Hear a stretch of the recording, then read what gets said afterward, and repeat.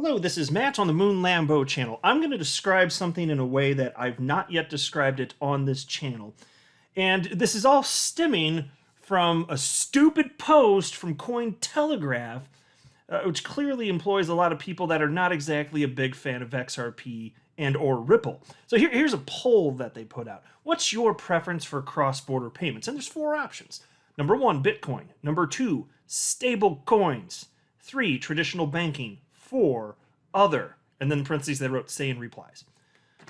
So, you know what I thought, right? I'm like, where the hell is XRP? Where the hell is XRP?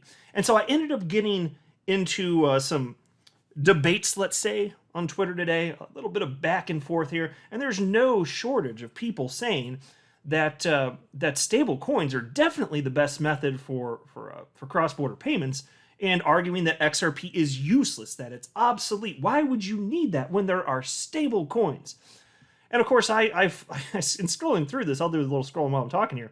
There's no shortage of people saying that their right-in answer here is that XRP is the best. You can see this as I'm scrolling through here. There's no shortage of humans that get this and do understand this. As I'm scrolling through, their response is XRP, XRP, XRP, yet Cointelegraph, one of the most well-known outlets in all of crypto media, wouldn't even include it, which is absurd. And I understand there's a lot of different coins out there, this and that, but here's the thing, and here's what I wrote. So I retweeted their poll and I wrote the following. The most well-known crypto for cross-border payments is XRP. You know that. We know that.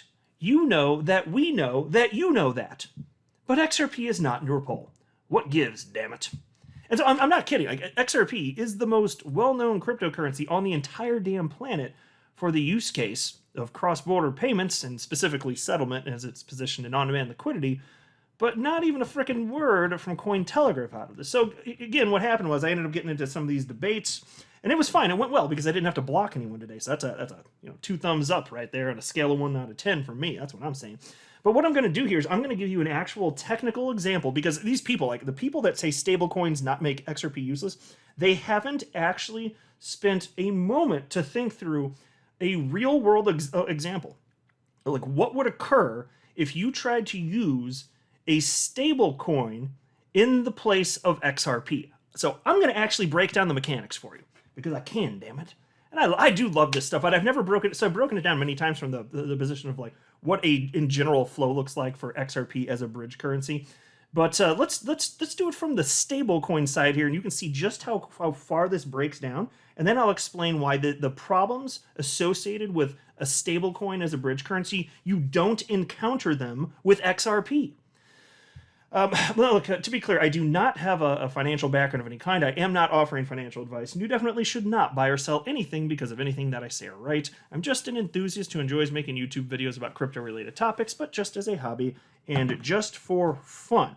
Now, for the purpose of this discussion, and the hypothetical transactions that may be discussed within this video, pretend, just do a little make-believe for me, pretend the SEC never attacked XRP holders and that XRP is still on every American cryptocurrency exchange. Just for the purposes of this video, let's pretend that's true, because it'll make the conversation easier, and I'm just trying to get concepts across, right? Just trying to get the concepts across. Now imagine you're a citizen in Thailand, and actually some of you listening are. There is at least one person from Thailand that jumped into one of the threads. So that's cool to see. XRP, truly global. But anyway, imagine you're a citizen in Thailand and you want to convert the local currency, which is the Thai baht. You want to convert the Thai baht to the United States dollar and send the dollars to your friend in the United States. So what are the mechanics behind an example transaction using stablecoins to do this? Well, I'm glad you asked. Let's run through it. So again, you're in Thailand, you hop on your favorite Thai cryptocurrency exchange, and then you transfer the Thai baht from your local bank account to your cryptocurrency exchange, and then you buy the Thai baht stablecoin, right? Then you transfer that Thai baht stablecoin, which, mind you, the Thai baht stablecoin, just be clear, that's a representation of the Thai baht that would have been issued by a third party, and then you just have to hope that that's trustworthy, but I'll circle back around to that concept. So anyway, the Thai baht stablecoin is a representation of the Thai baht, that currency issued by the Thai government. Now, and so anyway, so what you do is you transfer that Thai bot stablecoin in whatever quantity you like to the destination address in the United States. Now, we'll say that the destination address is your friend in the United States, because in this hypothetical, you're very popular and you have friends all over the world. Oh, look at you, you little shining star. Well, let's say your friend is using Coinbase and has a receiving address for the Thai bot stablecoin on their Coinbase account. Let's just say that's the case. It is a hypothetical, right? Upon your friend in the United States receiving the Thai bot stablecoin, what does he do with it? Well, he probably wants United States dollars, right? You know, the Thai bot, you know, the Thai bot, it's not being used in the United States, you know, after all. So it's like, so what can he do with it?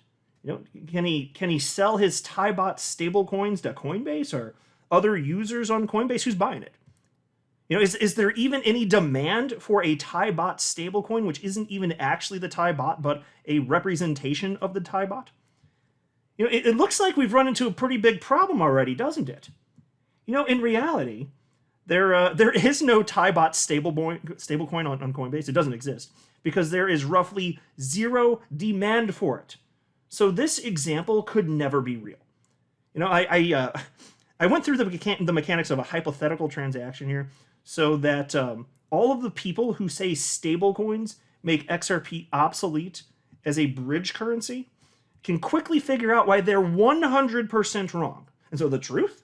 Well, XRP is already on every major cryptocurrency exchange on the planet, in almost every single country. You know, will we ever be able to say that about a Thai bot stablecoin? Highly unlikely. Highly unlikely. You know, adding XRP was an easy choice for exchanges as it's non-jurisdictional. But what about a stablecoin that represents the Thai bot? Should an exchange in the United States, such as Coinbase, add a Thai bot stablecoin? Is there any demand for it? What about the Japanese yen? Should Coinbase add that too? You know, there are currently about 180 fiat currencies on this world. 180. So why not add 180 different stablecoins representing them all? In case it's not self-evident as to why this would be a bad idea, let me ask a few questions to get the mental juices a-flowing, and then I'll explain further. Is there sufficient demand to justify adding any or all of these roughly 180 stablecoins representing various fiat currencies? You know, why not add a stablecoin for every fiat currency in existence to Coinbase? Why not do that? They could do it. It's not technologically impossible. As long as the coin exists, they can add it, right? And then we don't need XRP, right? If Coinbase just lists all of them, we don't even need XRP, right? Well, setting aside the fact that there isn't enough demand for every type of fiat currency in existence in the United States, which we already discovered in the little hypothetical with the Thai bot going over to the US, you know, you're still not factoring in that there is a central authority behind stable coins. You know, you've not solved that problem. What if the Argentinian peso experiences runaway inflation? By the way, spoiler alert, that has been happening for decades. And actually, you know what? I'll just stop here to show you. I pulled this up. This is a chart from CNBC showing the U.S. dollar Argentine peso foreign exchange spot rate, and you can see it's been getting worse and worse for decades. But in particular, around 2015. Like, inflation for the Argentine peso just went out of freaking control to the point where today 132 Argentine pesos is equivalent to $1. So as the peso inflates away, you need more and more of these pesos just to equal $1. Look back here. So like if you look back in here, I'll just pick around March 2015. It fluctuated throughout the day, but the close was 9 Argentine pesos for $1. Now you need way more. So if you're Coinbase or any exchange holding the Argentine peso, even a stable coin, which is a representation of it, which it will be tied to, obviously, if that happens, you're losing real value. You're taking on that counterparty risk, and it could be because of geopolitical reasons. It could be all sorts of stuff, all sorts of reasons. Like, are you starting to see the problem here? There aren't. There's a reason that you're not going to have every pair on every exchange the world over. There's not demand for it. There's never going to be demand for it, and there are geopolitical reasons. It's not going to happen. So no, stable coins are not a fix here. They won't be a fix for cross-border payments. You can find instances locally where they make sense. Fine, go ahead, do it. I don't give a damn. Why the hell would I care? If you can find instances where that makes sense, go ahead and do it manually. I just don't care. It's not a global solution, period. And so, look, exchanges also have no monetary motive to add literally every single fiat currency on the planet to their platforms. And the cost to implement all of that, and manage that liquidity is highly unlikely to be profitable. Highly unlikely to be profitable. But XRP is already everywhere. And exchanges around the world have already added it because its usefulness is not limited to a single jurisdiction. Whereas with the Thai bot, it works. It's useful in Thailand. So I'm not crapping on the Thai bot. That's not the point of this, to be clear. But it's the Thai bot, it's useful in Thailand, but why would exchanges anywhere else on the planet have incentive to list it? They don't. That's the point. So the idea that a jurisdictionless, decentralized cryptocurrency, is best suited to be positioned as a bridge currency has already been proven to be true. And we see this playing out in reality in real time. This is another reason why. Again, so this is just one example where you got rampant inflation with the Argentine peso. And yeah, the US dollar not looking so hot over the last 12 months or so in particular. That I think that inflation will go back down. There are totally different reasons all this is happening. But look, can you imagine with all these currencies, with all those central authorities, the risk you're exposing yourself to? It's pretty outrageous, man. There's a reason this isn't happening. So look, the reason XRP has been readily adopted throughout the entire world comes down to a few factors. Number one, it's one of the first cryptocurrencies ever to be created, so it definitely had an early mover's advantage. I think that's fair to acknowledge. That's not a bad thing. That's fine. Number two, it's technologically advanced for applications in the world of payments. As I've said many times, it just works. We don't have to worry about block size or this type of crap all the Bitcoin maxis have to worry about. We don't have these technological problems for payments. It just freaking works.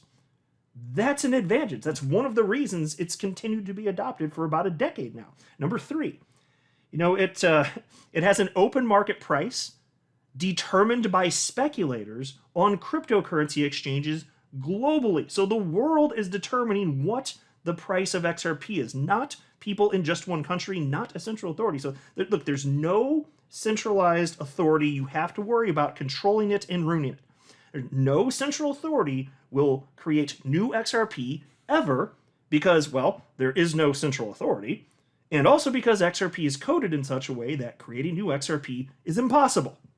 Number four, there are no geopolitical considerations for any exchange to consider since there is no central authority. This cannot be said of any stablecoin in existence. Stablecoins tend to have severe geographic limitations, which developed organically.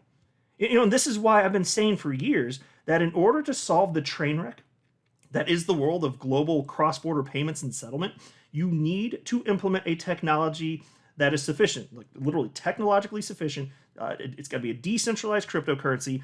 It also has to have an open market price. So it has to not be backed by anything. It's just got to be humans that decide what the price is. So you don't have to worry about a third party wrecking it. It has to have an open market price. All of these things are crucial.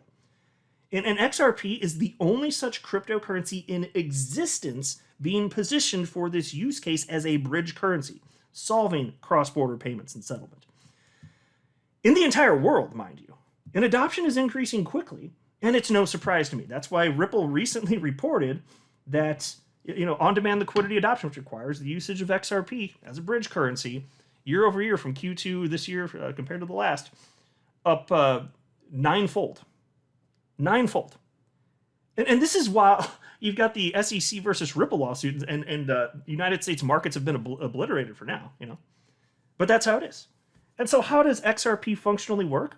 Well, via RippleNet, which is a messaging system, but part of RippleNet is also on-demand liquidity, which is the settlement side of things. So RippleNet, broadly speaking, is a messaging system.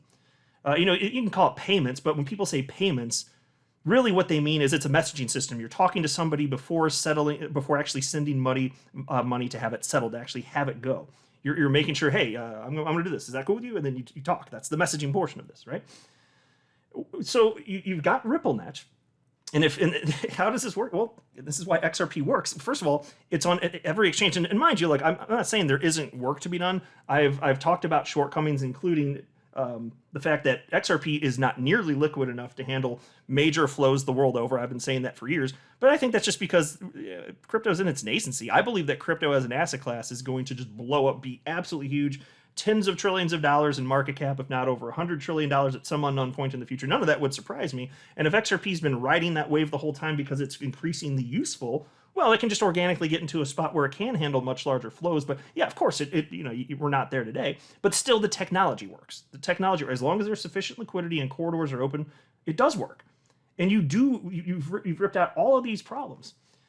So think about this. So if you're in the United States and you want to send your United States dollars to your friend in Mexico, then like if you're just an everyday user, like you won't even know this is happening, XRP being used in the background. But what happens is you go to your bank and say, hey, I want to send X amount of dollars to my friend over in Mexico. And then what would happen automatically is your financial institution, which is a partner with Ripple, and this all happens in the background. They use an automated path seeking algorithm. It's very efficient. They'll connect to a cryptocurrency exchange that's partnered with Ripple in the United States, purchase the XRP automatically from whoever's selling it, wherever it makes the most sense, if there's the right quantity. There's a number of factors that are considered by the algorithm. Then that is moved to an exchange that's also partnered with Ripple in Mexico, and then that is sold on that exchange to somebody who wants to buy it, and then that can be sold because now it's in pesos, mind you, because it's a Mexican exchange. So we're not talking about United States dollars. So the XRP sold into pesos, and then that's moved to the local bank. And that's all done in real time.